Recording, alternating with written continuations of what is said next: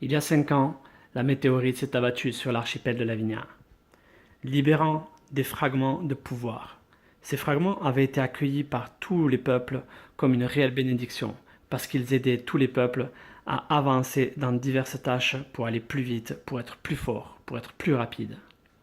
Mais la météorite n'avait pas envoyé que ces fragments.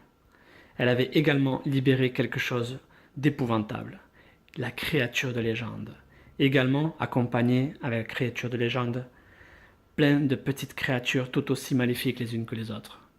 Aujourd'hui, 5 ans après, 4 peuples de légende ont décidé d'envoyer leurs meilleurs éléments pour éradiquer ce fléau, pour récupérer tous les fragments de pouvoir, capturer toutes les créatures et battre la créature de légende pour les renvoyer une bonne fois pour toutes au fin fond des abysses.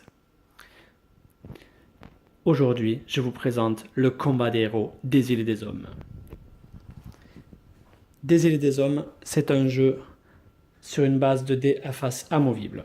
Comme vous allez pouvoir le voir ici, des dés à face amovibles avec plein de pouvoirs. Ces pouvoirs, ce sont justement les fragments de pouvoir. On va se déplacer sur l'archipel et récupérer les fragments de pouvoir sur chacune des petites îles. Et on va pouvoir également, à chaque fois, réaliser un des pouvoirs différents sur une île. Comment on se déplace? Tout simplement avec nos dés. Donc, lorsqu'on a une phase de dés, on va pouvoir choisir soit le fond, c'est-à-dire qu'on va utiliser le fond pour se déplacer. Ça veut dire qu'on va pouvoir aller sur une île verte, adjacente à l'île sur laquelle on se trouve, ou alors on va utiliser le pouvoir. En l'occurrence ici, c'est un pouvoir de 2 épées.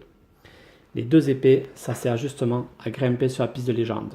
Nous avons d'autres pouvoirs, comme de la harpe, 3 harpes ici, que nous allons également retrouver sur les dés. Et ce pouvoir-là va solliciter l'aide de la princesse. La princesse est une piste où on va pouvoir monter les uns après les autres. Le premier arrivé en haut va pouvoir prendre un dé surpuissant, et ce dé surpuissant a des pouvoirs encore plus forts que tous les autres. Par contre, le prochain aventurier à arriver à monter jusqu'en haut va récupérer le dé, et le dé va passer de main en main.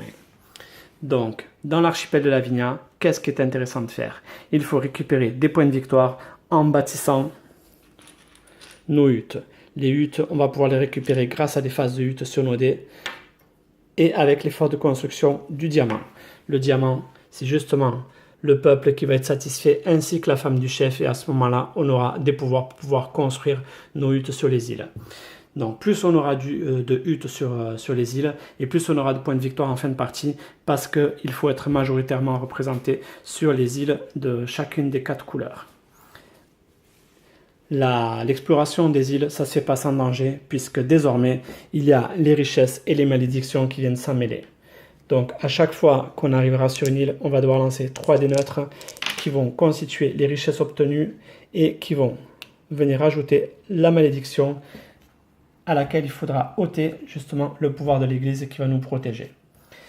On va pouvoir récolter à présent du poisson ainsi que des fruits qui vont pouvoir nous donner des points de victoire en fin de partie, ou alors on va pouvoir les échanger ici au temple contre des points de foi qui vont pouvoir nous aider justement à explorer d'autres îles encore et encore.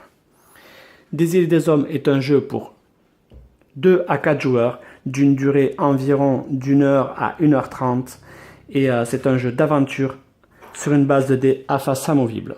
On va pouvoir les switcher pour augmenter le pouvoir de nos dés. On va pouvoir récupérer des cartes objectifs. On va pouvoir capturer les fameuses créatures, combattre la créature de légende et enfouir tout ça au plus profond sous la terre. Des îles et des hommes, c'est un jeu de Sanchez David. Bientôt sur vos tables.